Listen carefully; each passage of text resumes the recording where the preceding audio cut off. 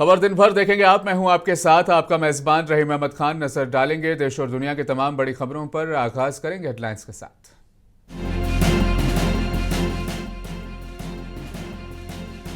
Opposition के मुसलसल एहतजाज के बाद हुकूमत एसआईआर पर बहस के लिए तैयार। 9 दिसंबर को लोकसभा में होगी इंतखाबी इस्लाहात के मौजू पर बहस।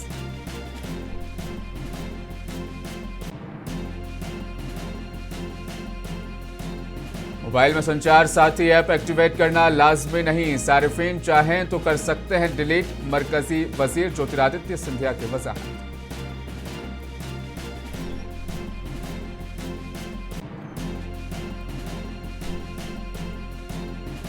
क्या हम दरअंदाजों के लिए सुर्ख कालीन बिछा दें? रोहिंग्या मामले पर समाअत के दौरान चीफ जस्टिस सूर्यकांत का सख्त तबसरा।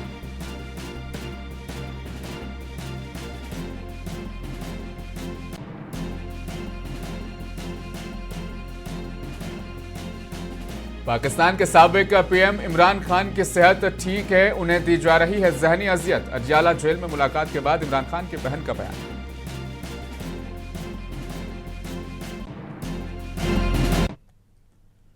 पार्लियामेंट में अपोजिशन के दौरान के मुसलसल एहतजाज के बाद इंतखाबी फहरिस्तों के खुसूसी नजरसानी एसआईआर पर बहस के लिए हुकूमत तैयार हो गई है। हुकूमत ने कहा कि लोकसभा में 9 दिसंबर को इंतखाबी इस्लाहात के वसी मौजू पर बहस कराई जाएगी। पार्लिमानी उमूर के वजीर किरण रिजिजू ने बताया कि वंदे मातरम के 150 साल की तकमील पर बहस 8 दिसंबर को कराई जाएगी। दोनों मुबाहसों को 10-10 घंटे का वक्त दिया गया है। अगर ऐवान मुनासिब समझे तो इससे तोसी भी की जा सकती है। यह फैसला लोकसभा स्पीकर ओम बिरला की जेर सदारत एक ऑल पार्टी मीटिंग और बिजनेस एडवाइजरी कमेटी मीटिंग के बाद लिया गया। आज लोकसभा स्पीकर के चैम्बर में ऑल पार्टी फ्लोर लीडर्स का मीटिंग अच्छी तरह से हुई है और हम इस बात पे सहमति हो पाया है कि मंडे को लोकसभा में वंदे मातरम के 150 साल पूरे होने पर हम विशेष चर्चा करेंगे। उसके बाद ट्यूसडे को मंगलवार को लोकसभा में इलेक्शन रिफॉर्म्स को लेकर के हम दिन भर चर्चा करेंगे। 10 घंटे का टाइम तय किया गया है। अगर जरूरत पड़ेगा तो उसमें हम टाइम एक्सटेंशन करेंगे। कांग्रेस के सरकर्दा लीडरान आज पार्लियामेंट इहाते में एसआईआर के खिलाफ आवाज बुलंद करते हुए नजर आए और फिर राज्यसभा में अपोजिशन लीडर मल्लिकार्जुन खड़गे ने एसआईआर मामले पर अपनी तशवीश जाहिर की और इस अहम मौजू पर बहस को जरूरी करार दिया। हमारे सदस्य नोटिस दिए हैं, उनका नाम, सब्जेक्ट ये बताना चाहिए। ये परंपरा रही है। जैसा कि निचले हाउस में एडजर्नमेंट मोशन जब देते हैं तब भी ऐसा ही वहां पर किया जाता है और यहाँ पर भी किया जाता था। लेकिन सडनली जो सदस्य अपना नाम दिए हैं, अपने नाम से नोटिस दिए हैं, उनका नाम भी नहीं पढ़ते, सब्जेक्ट भी नहीं पढ़ते, ये अच्छा नहीं। और आप साहब, मैं आपका I don't want to embarrass you because today is the first day of working. See, you try to see everywhere. The earlier they used to see one side, only Nadda sahab. Now, sir, you are seeing only this table down, and you are not seeing us. What I have to see? You want me to see all the people in the world? Yeah. That I have to see? That's why. That I am not going to 1 minute. That, I raised my hand. You are a very elderly senior leader. When the house is in order, I will listen to everyone. When the house is not in order, how a chairperson can listen to everyone? Sir, what to listen? You are speaking, I am listening now. No. Parliament के सरमाई इजलास के दूसरे दिन भी SIR के खिलाफ opposition का एहतजाज जारी रहा। सोनिया गांधी, राहुल गांधी, कांग्रेस सदर मल्लिकार्जुन खड़गे और प्रियंका गांधी समेत मुख्तलिफ अपोजिशन जमातों के अरकान पार्लियामेंट ने मकरद्वार के बाहर जमा होकर इस कार्रवाई के खिलाफ सदाई एहतजाज बुलंद किया। अपोजिशन का कहना है कि 12 रियासतों और यूटीज में चलाई जा रही खुसूसी गहरी नजरसानी में बड़े पैमाने पर वोटरों के नाम हज़फ किए जा रहे हैं, जिससे इंतखाबी शफाफियत और अवामी हुकूक मुतासिर होते हैं।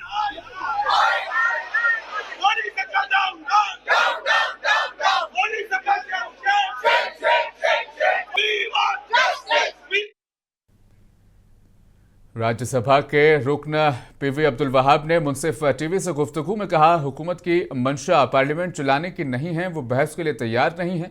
उन्होंने बढ़ती आलूदगी पर भी तनकीद करते हुए कहा कि हमारी सेहत के साथ खिलवाड़ किया जा रहा है, सरकार को फौरी कदम उठाने की जरूरत है। हमारे साथ खास बातचीत करने के लिए मौजूद है राज्यसभा के रुकन पीवी अब्दुल वहाब साहब। सर, क्या कहना चाहेंगे, आज पार्लियामेंट किस तरह से चल रहा है, क्योंकि आज सेकंड डे सरमाई इजलास चल रहा है, क्या अपडेट रहा है? नहीं, ये इसके बारे में SIR के बारे में आपको सब मालूम है। बिहार में जो किया अभी बाकी सब स्टेट में वही चलता है और चलाता है। SIR में अभी सबका मालूम है रिविजन अच्छा है। In between after 20 years there should be a complete total what you call नया व्हाट इज बनाना क्या है, इसमें जो मर गया और बाहर है गया उसका सब निकालने का ठीक है। लेकिन अभी क्या करता है मालूम है, अभी इतना टाइम देता है, हमको टाइम भी नहीं मिलता है।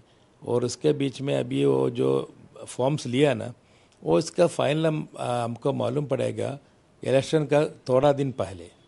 उसी टाइम में हमको कुछ नहीं कर सकता है। सो ये लोग क्या करता है, उसको जो मांगता है वो काटता है। इसलिए बहुत मुश्किल है ये जो पूरा वोट चोरी जो राहुल जी बोलते हैं ना, प्योर 100% वोट चोरी है। It is not the will of the people they are showing in the democracy, it will not work. Sir, opposition party को पूरी तरह से पार्लियामेंट पर मतलब इल्ज़ाम लगाया जा रहा है कि अपोजिशन पार्टी जो है पार्लियामेंट चलने नहीं दे रही है, क्या कहना चाहेंगे? नहीं, पार्लियामेंट क्या किस लिए चलता है? पार्लियामेंट तो चलता है, इसके बारे में हमको डिस्कशन करें कि क्यों इम्पोर्टेंट बात में डिस्कस करने के लिए।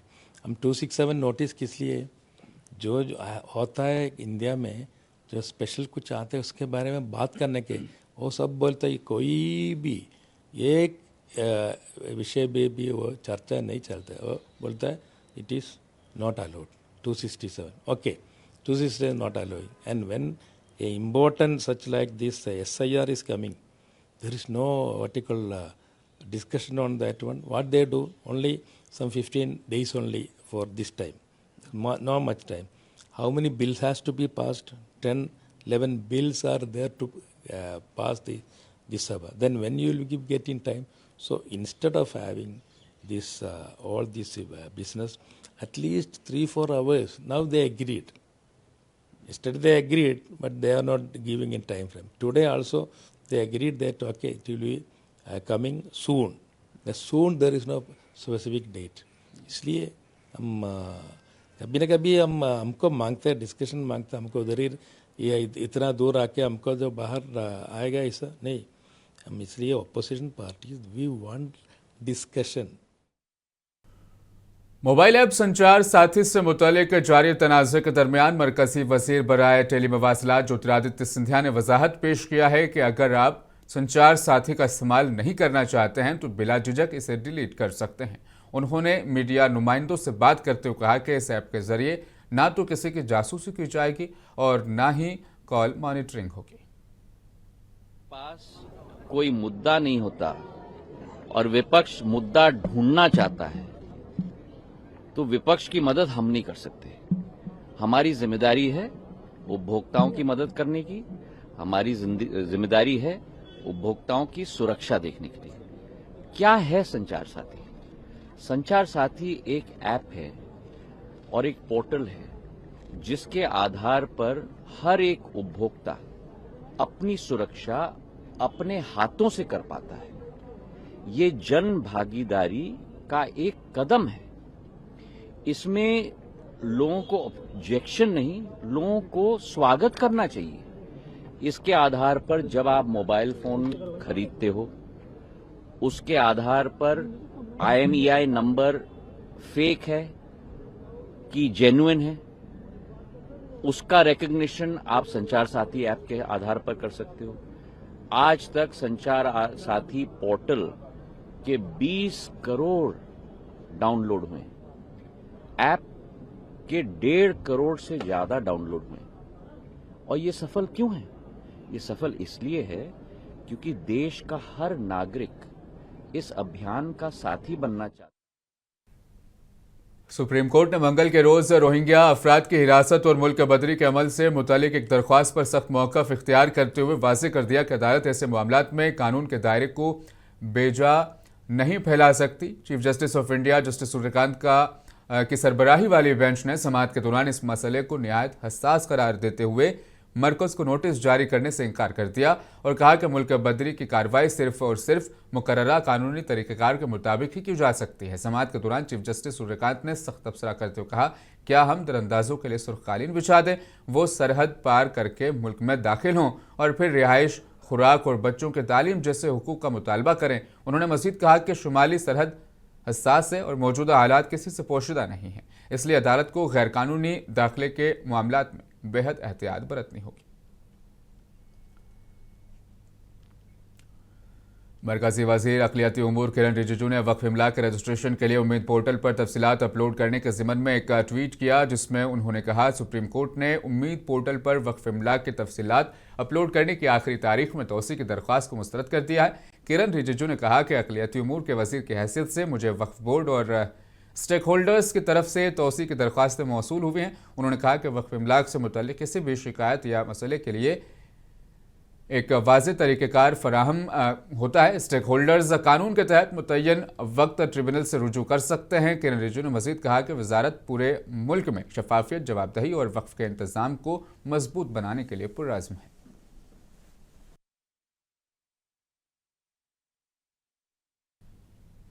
समाजवादी पार्टी के रुकन पार्लियामेंट ज़ियाउर रहमान बर्क ने मरकजी वजीर बराए अक़लियती उमूर किरण रिजिजू से मुलाकात की। मीटिंग के दौरान उन्होंने उम्मीद पोर्टल पर वक्फ डेटा अपलोड करने की आखिरी तारीख में तोसी की दरख्वास्त की है। ज़ियाउर रहमान बर्क ने कहा कि चूँकि मुल्क भर में मुतअद्दिद मसाजिद, कब्रिस्तानों और दीगर वक्फ इमलाक का डेटा अपलोड होना बाकी है और पोर्टल को तकनीकी मसाइल का सामना है, इसलिए अवाम को खासी मुश्किलात का सामना है। ज़ियाउर रहमान के मुताबिक किरण रिजिजू ने इस मामले को संजीदगी से लिया और जल्द ही मुस्बित कार्रवाई का यकीन दिलाया।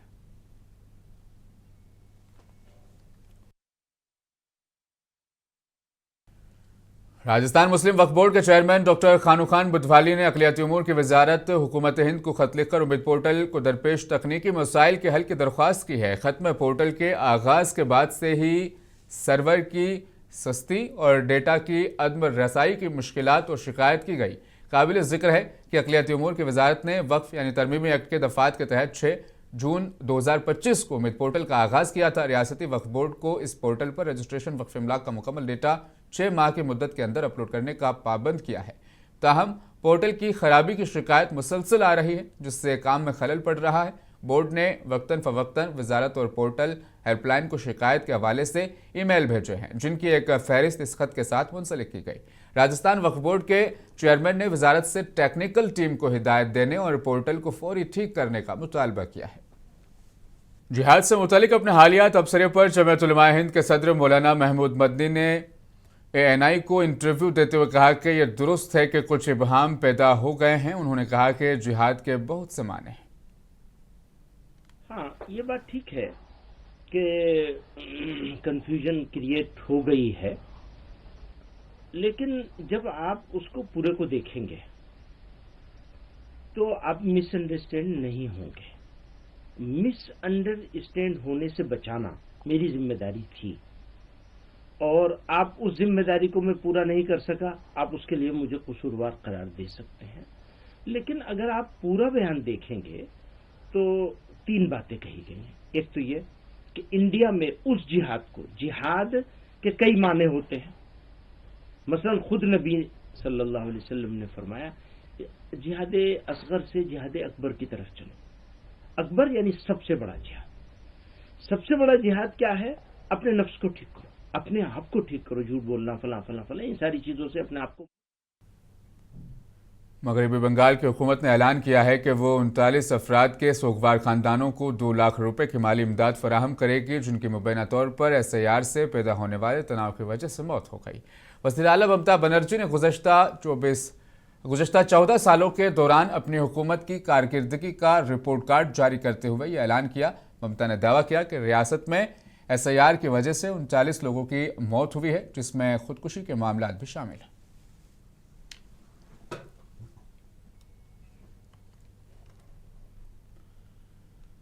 मध्य प्रदेश असेंबली के सरमाई इजलास के दूसरे रोज कांग्रेस ने किसानों की जारी मुश्किलात और हुकूमती नाअहली के खिलाफ शदीद एहतजाज दर्ज कराया। मुजाहिरीन ने यह पैगाम देने की कोशिश की कि किसानों की मेहनत, उम्मीदें और फसलें मौजूदा हुकूमत की पॉलिसियों की वजह से ज़ाया हो रही हैं। कांग्रेस का कहना है कि रियासत में ग़ज़ाई बहरान, मुनासिब कीमत की फराहमी में ताख़ीर और मुआवजे के हुसूल में पेचीदगियाँ किसानों को शदीद मुश्किलात में मुब्तला कर रही हैं।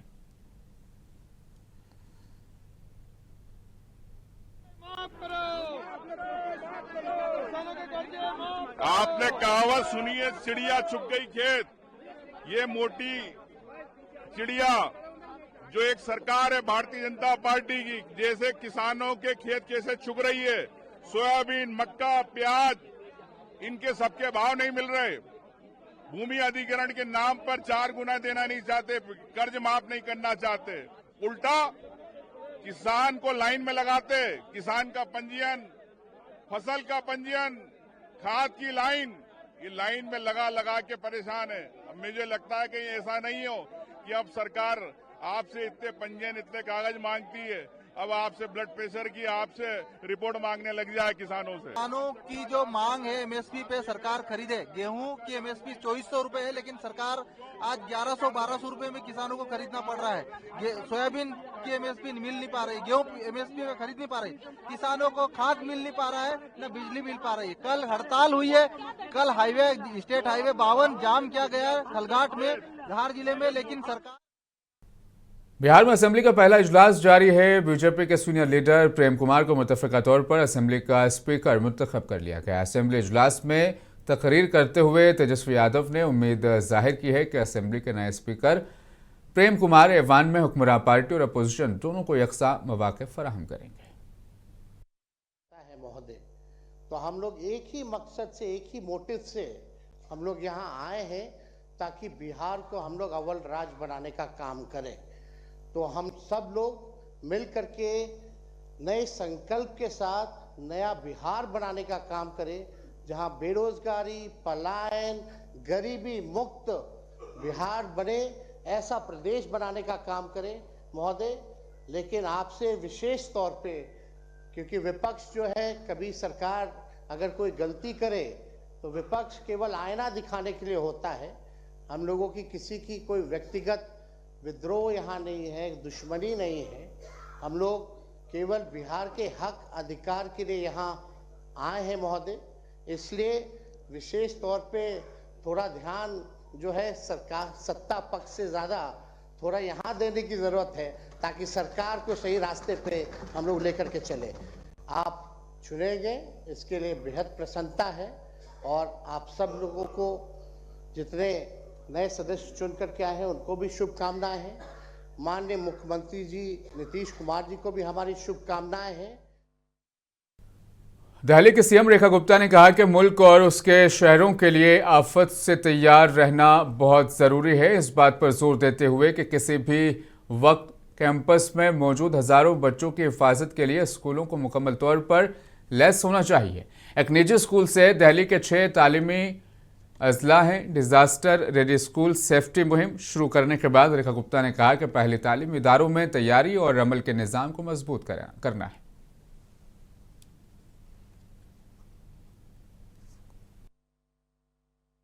आदरणीय प्रधानमंत्री नरेंद्र मोदी जी का विजन है कि डिजास्टर रेडी कंट्री हो, डिजास्टर रेडी शहर हो और डिजास्टर रेडी स्कूल हो।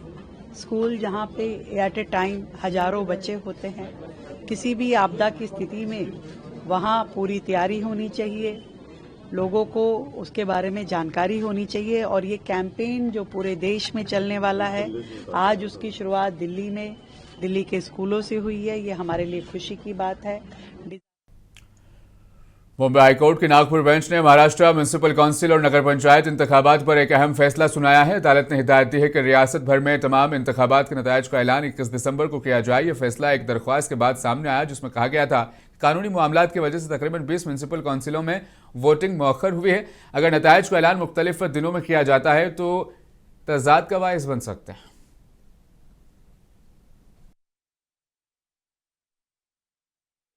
हमने पिटीशन दाखिल किए थे। एक्चुअल में हमारा ये कहना था कि जो उन्होंने नोटिफिकेशन निकाला 29/11 का, जिसके तहत उन्होंने जहाँ पे भी अपील दाखिल हुए हैं, जो भी म्युनिसिपल काउंसिल में या फिर वार्ड के रिलेटेड अपील जो भी दाखिल हुए हैं, उसके रिलेटेड उन्होंने उसको एक्सटेंड कर दिया इलेक्शन प्रोग्राम, और उसका 20 तारीख को ये रखा है चुनाव, और 21 तारीख को उसका रिजल्ट डिक्लेयर करने वाले थे, जिसके अगेंस्ट हम सभी माननीय उच्च न्यायालय में रिट पिटीशन दाखिल किए थे।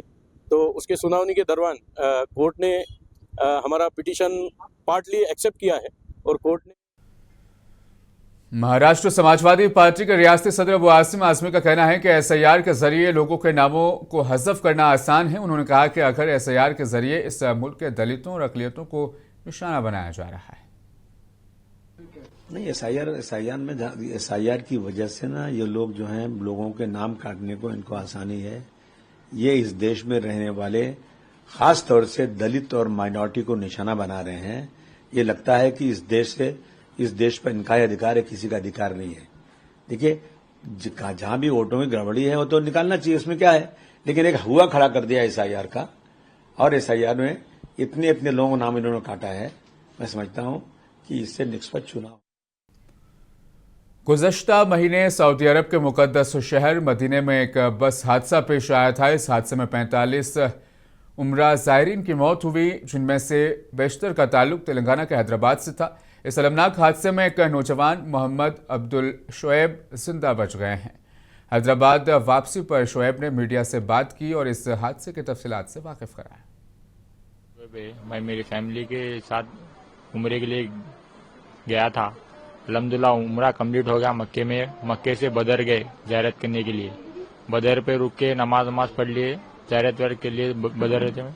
बदर से फिर मदीना के लिए जा रहे थे। वहाँ पे उतने में हमारे बस के पैसेंजर को वॉशरूम आया, तो उन्होंने क्या करे, ड्राइवर को बोले वॉशरूम का डोर ओपन करो बोल के बोले। तो ड्राइवर क्या करे, चेक पोस्ट के आगे थोड़ा साइड में रोक के वॉशरूम का डोर ओपन करते के साथ पीछे से टैंकर लाके मार दी। खाली 5 मिनट के अंदर हो गया हादसा। टैंकर लाके मारते के साथ जो ड्राइवर जो है ना, उन्होंने क्या करे, विंडो फोड़ के बाहर कूद गए।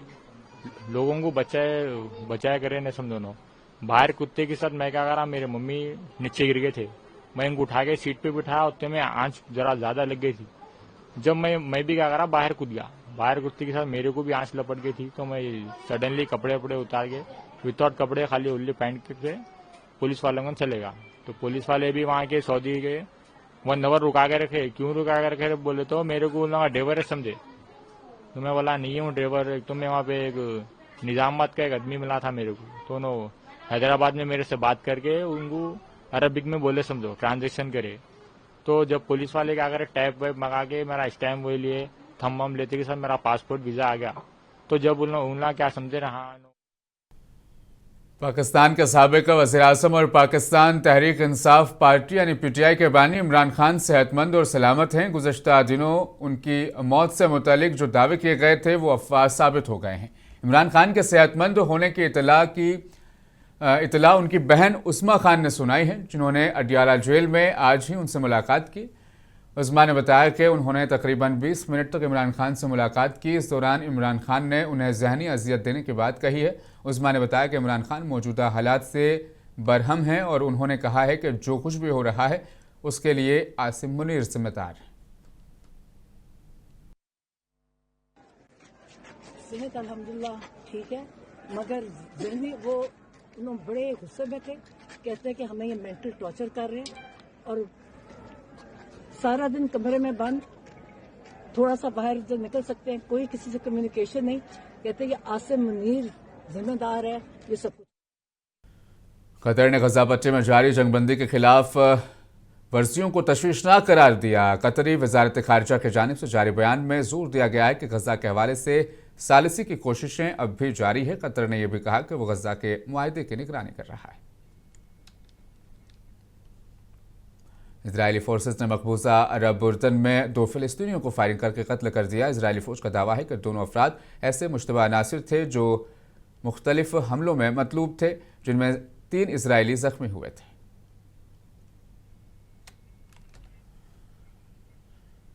खबर दिन भर में आज के लिए फिलहाल बस इतना ही। मुझे दीजिए इजाजत, आप बने रहें मुंसिफ टीवी के साथ।